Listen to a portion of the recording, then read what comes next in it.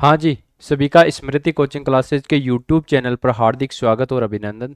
रीट के विद्यार्थियों की जो एग्ज़ाम है वो आज होने वाली है और मेरा मानना है कि आप बिल्कुल तैयार हो उसके लिए। तो सबसे पहले तो आप सभी को बेस्ट ऑफ लक। और इसके साथ में एक मैंने दो बाल विकास और अभिप्रेरणा लास्ट में आपको मोटिवेट करके भेज रहा हूँ कि आप पेपर को अच्छे से करके आना। और इसके साथ में अपन मोटिवेशन और बाल विकास को 10 मिनट के अंतर्गत फास्ट रिवीजन करेंगे ताकि आपका मोटिवेशन और ज़्यादा हो जाए, क्योंकि मुझे पता है आप अच्छा करके आओगे। चलो देखते हैं, ज़्यादा टाइम खराब नहीं करते हुए अभिप्रेरणा यानी मोटिवेशन क्या है। देखो, मैं टू द पॉइंट बात कर रहा हूँ। आप यदि वीडियो पर नए आए हो तो वीडियो को लाइक कर लेना, चैनल को सब्सक्राइब करना और ज़्यादा से ज़्यादा शेयर कर देना। जीवन की सफलता का आधार है मोटिवेशन, है ना। वो जीवन की सफलता का आधार है। व्यक्ति जितना मोटिवेट रहेगा उतना ही उसका जीवन सफल होगा। अधिगम यानी सीखने के लिए प्रमुख कारक है। क्या है? अभिप्रेरणा यानी अभिप्रेरणा के उपनाम है ये। जीवन की सफलता का आधार है, अधिगम का प्रमुख कारक है और सुनहरी सड़क कहा गया है। यानी आदमी में जितना मोटिवेशन होगा वह अच्छा अधिगम करेगा और मोटिवेशन से आप पेपर भी अच्छा करके आओगे, मुझे पूरी उम्मीद है। ठीक है। मोटिवेशन शब्द की उत्पत्ति लैटिन भाषा का शब्द से हुई है। पूछा हुआ है बहुत बार। मोटिवेशन शब्द है, इसकी उत्पत्ति लैटिन भाषा के एक शब्द है मोटम या फिर मोवेवर, इनसे हुई है, जिसका अर्थ होता है गति करना। गति करना का मतलब होता है टू मूव, आगे की ओर बढ़ना। यानी जो व्यक्ति है ना मोटिवेट रहता है वो धीरे धीरे आगे की ओर अपने लक्ष्य को प्राप्त करता है। स्किनर ने कहा है स्वर्ण पथ या सुनहरी सड़क, यानी अभिप्रेरणा क्या है? स्वर्ण पथ या सुनहरी सड़क है। ये किसने कहा है? स्किनर ने कहा है। याद होना चाहिए भाई। अभिप्रेरणा के प्रकार, यहां से एक क्वेश्चन हर एग्जाम में पूछा हुआ है कि अभिप्रेरणा के प्रकार कितने हैं। तो अभिप्रेरणा दो प्रकार की है बच्चों। एक है आंतरिक अभिप्रेरणा, जिसे अपन कह सकते हैं जन्मजात या फिर प्रकृति से मिली हुई अभिप्रेरणा। यह है आंतरिक अभिप्रेरणा। कैसी अभिप्रेरणा है बच्चों? आंतरिक अभिप्रेरणा। क्वेश्चन आएगा निम्न में से कौन सा आंतरिक अभिप्रेरणा का तत्व है? तो भूख है, ये आंतरिक है। प्यास है, नींद है, काम प्रवृत्ति और प्रेम है, ये आंतरिक अभिप्रेरणा है। इनको अपन पॉजिटिव भी कह सकते हैं, धनात्मक भी कह सकते हैं। पॉजिटिव या धनात्मक अभिप्रेरक कौन कौन से हैं? भूख है, प्यास है, नींद है, काम प्रवृत्ति है और प्रेम है।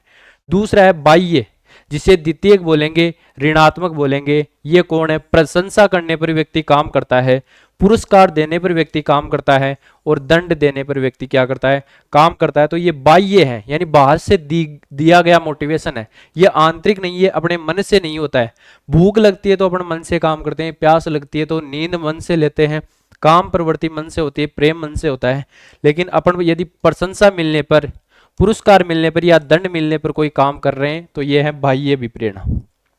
अभिप्रेरणा के तीन तत्व हैं, ध्यान रखना। एम बराबर, ये याद रखना, एन प्लस डी प्लस आई।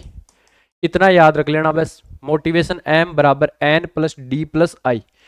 पहली है आवश्यकता, पहला तत्व है आवश्यकता, यानी व्यक्ति को आवश्यकता होनी चाहिए, नीड होनी चाहिए किसी की।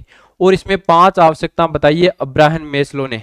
और नीचे से वो है शारीरिक, सुरक्षा से संबंधित, सामाजिक, सम्मान देने और पाने की, और लास्ट में आत्म सिद्धि। पहला व्यक्ति है उसको पहली आवश्यकता होती है शारीरिक, शरीर से संबंधित यानी भूख प्यास की। फिर होती है उसे सुरक्षा की, कपड़े वगैरह की। फिर होती है सामाजिक यानी समाज में रहने की। फिर समाज में सम्मान पाने और देने की। और लास्ट में वो ये सब मिल जाती है तो आत्म सिद्धि। याद कैसे रखोगे? सा सु, सासु ने याद रख लीजिए। सा सु पहले से शारीरिक, फिर सुरक्षा, सासु समाज में सम्मान पावे, ये याद रख लीजिए, समाज में सम्मान पावे। या थे भी कहीं करो सासु ने सम्मान दियो को नहीं, तो सासु ने समाज में सम्मान दिया ना, आत्म सिद्धि मिलेगी बच्चों। बस ये अब्राहम मेस्लो ने 5 प्रकार बताए, 5 प्रकार की आवश्यकता है। अगला दूसरा आता है चालक, जिसे परनोद या अंतर्नोद भी कहते हैं, ड्राइव। मेन इसका इंग्लिश याद रखना, ये सब ड्राइव है, यानी काम करने के लिए अपने को चलाते हैं। यानी भूख लगती है, भूख और प्यास ध्यान रखना, इनमें कंफ्यूज मत होना। पूछेगा निम्न में से कौन सा चालक है? भूख और प्यास तो बच्चों चालक है, लेकिन उद्दीपन, इंसेंटिव या प्रोत्साहन कौन देता है? भोजन और पानी। ये क्या है? प्रोत्साहन है। भूख लगने के बाद में भोजन खाओगे, प्यास लगने के बाद में पानी पियोगे, इसे याद रख लेना। भूख लगने के बाद में भोजन करोगे, यानी पहले चालक है भूख, बाद में उद्दीपन है, इंसेंटिव बाद में आएगा तो भोजन। प्यास लगने के बाद पानी पियोगे बच्चों, तो पहले ड्राइवर प्यास है और प्रोत्साहन पानी इंसेंटिव है। क्लियर हो जाएगा। एम बराबर एन प्लस डी प्लस आई। एक तो यही पूछेगा अभिप्रेरणा चक्र का कौन हिस्सा नहीं है, तो ये तीन हिस्से हैं, नीड, ड्राइव और इंसेंटिव। क्लियर है। आगे है थॉमसन के अनुसार प्रेरकों का वर्गीकरण। स्वाभाविक, जो स्वभाव में चलता है, खेल है, सुझाव है, प्रेम है, ये स्वाभाविक क्रियाएं हैं। और दूसरे है कृत्रिम, जैसे प्रशंसा है, पुरस्कार है, दंड है, सहयोग है। कृत्रिम का मतलब जो बनावट है, बाहर से दी गई है। और खेल, सुझाव, प्रेम ये आंतरिक। गेरेट के अनुसार तीन है। थॉमसन ने 2 प्रकार बताए, गेरेट ने 3 प्रकार बताए। जैविक, मनोवैज्ञानिक और सामाजिक। जैविक होती है भूख है, प्यास है, काम है, नींद है, जो जीवन में रहती है वो जैविक। सुख है, दुख है, प्रेम है, भय, ये मनोवैज्ञानिक है। ये कैसे है?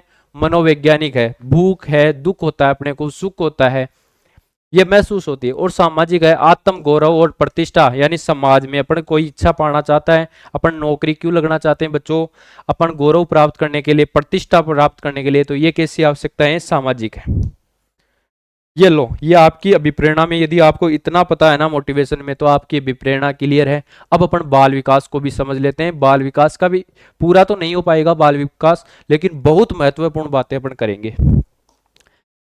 यहां से शुरू हो रहा है बाल विकास, यानी बालक का विकास कैसे होता है।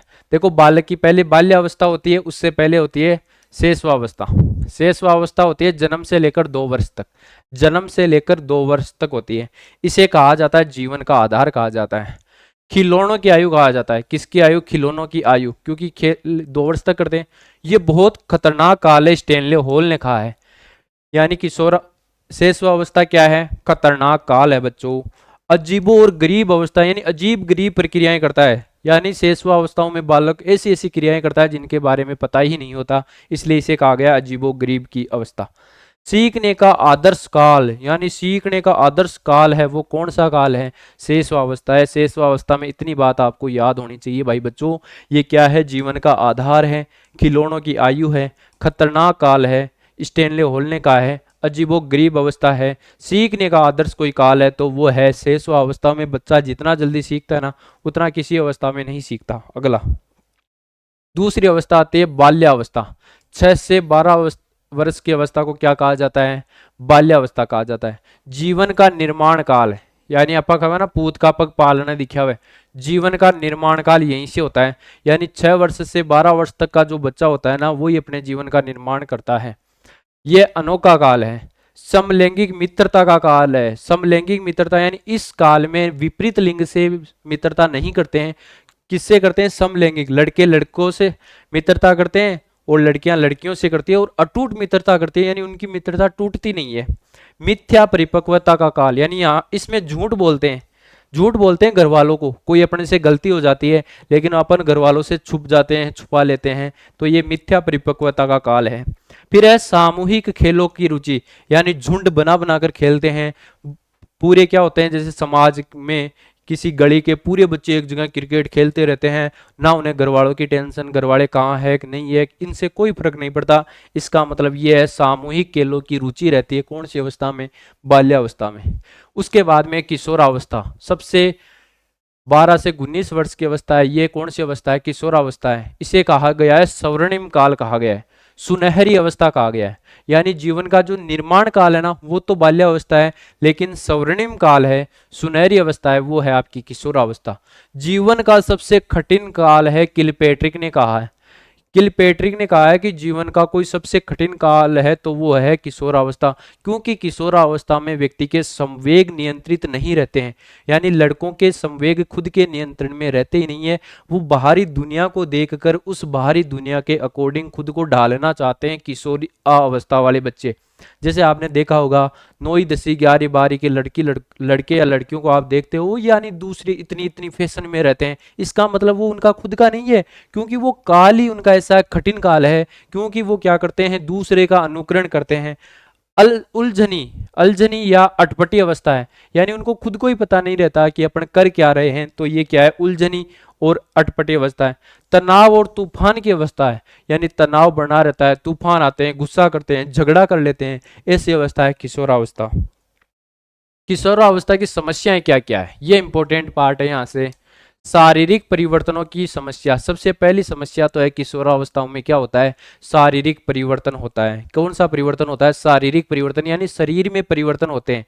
अलग अलग प्रकार के हार्मोनों का श्रावण होता है, जिससे बच्चों उनमें क्या होता है, परिवर्तन होता है। पहली तो ये समस्या है। दूसरी अपराधी प्रवृत्ति, किशोर अवस्थाओं में बालक क्या करने लग जाते हैं, अपराध करने लग जाते हैं, किशोर अपराध में काउंट होने लग जाते हैं, क्योंकि वो क्या करते हैं, घर वालों का कहना नहीं मानते हैं, वो खुद को ही क्या समझने लग जाते हैं, ओवर स्मार्ट, की हम ही करेंगे, मैं इतना समझदार हूं कि मैं बहुत कुछ कर सकता हूं। ये कौन सी अवस्था है, किशोरावस्था, इसलिए ये अपराधी प्रवृत्ति है। महत्वाकांक्षा की समस्या, महत्वाकांक्षाएं बहुत उच्च होती है, क्योंकि वो सोचते रहते हैं कि मैं ऐसा करूंगा, मैं आगे जाके ऐसा करूंगा, डॉक्टर बनूंगा, यानी उनकी महत्वाकांक्षाएं ज्यादा रहती। जिज्ञासा की समस्या रहती है, यानी उनमें जिज्ञासा की प्रवृत्ति रहती रहती है, आगे से आगे कुछ खोज करने की अवस्था। और समायोजन का अभाव रहता है, यानी वो समायोजन तो कर ही नहीं पाते हैं, एडजस्टमेंट नहीं कर पाते किशोरावस्था में। अगला है व्यक्तिगत व घनिष्ठ मित्रता। अब है ना, इस घनिष्ठ मित्रता का काल है, वैलेंटाइन ने कहा है।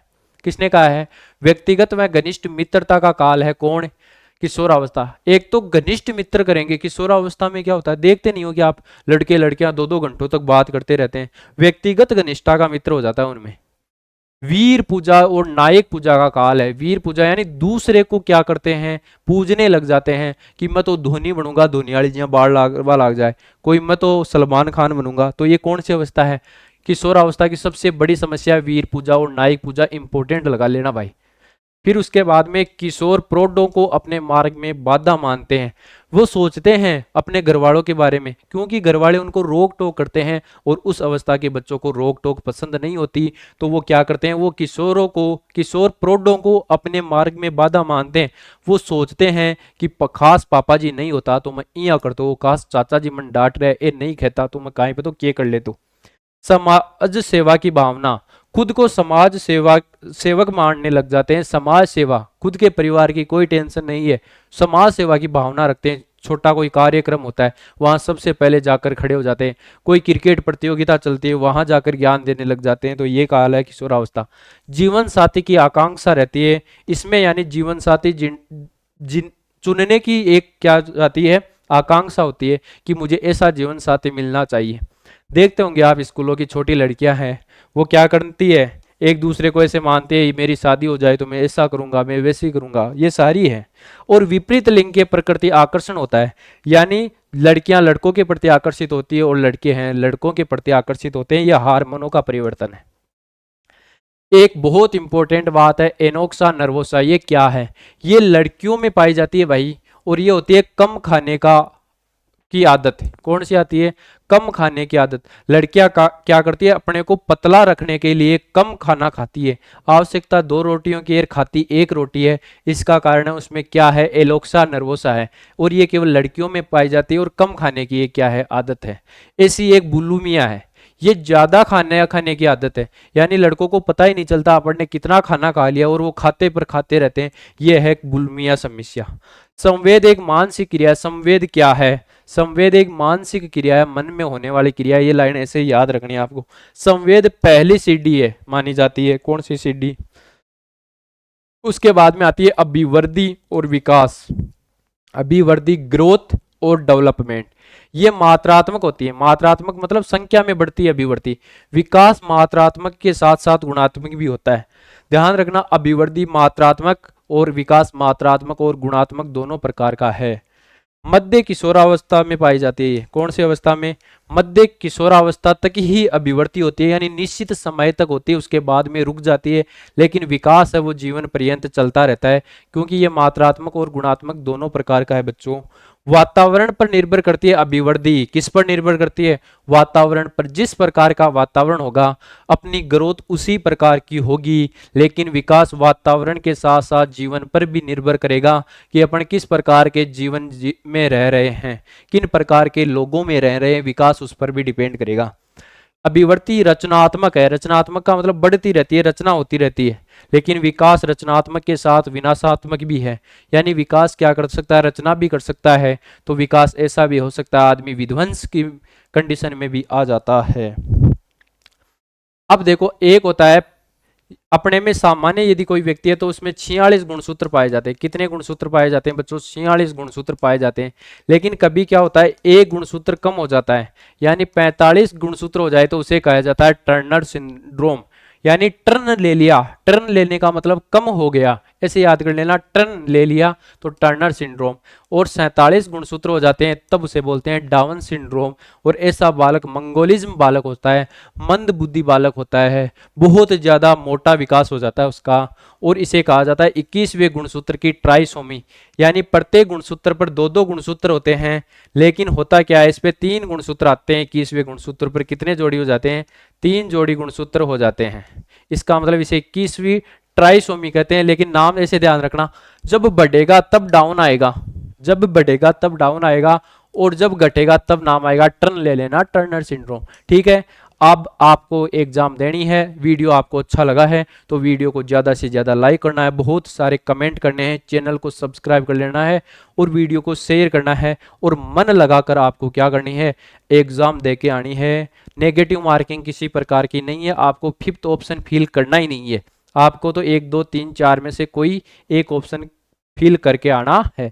ठीक है। मिलते हैं किसी नेक्स्ट वीडियो में, या अपनी रीट के जो मेंस एग्जाम है उसके बारे में चर्चा करेंगे। तब तक के लिए आप सभी का धन्यवाद। थैंक यू आप सभी का।